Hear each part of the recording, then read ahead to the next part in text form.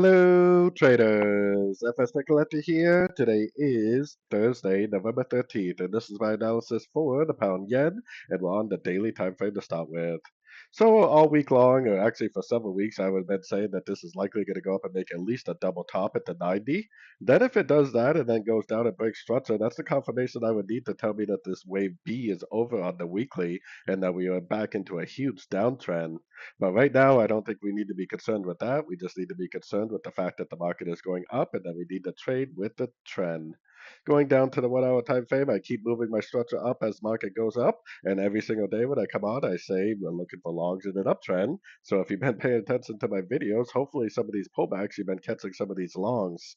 I still see no reason whatsoever to look for shorts. My most recent structure, I think, is right here because that's the 2 hour time frame that is tuned correctly. So if it breaks this low, then fine, I'll become bearish. If it doesn't break that low, then anything I see to the downside, I would be looking at is nothing more than an opportunity to possibly go long again for the continuation of this higher time frame uptrend.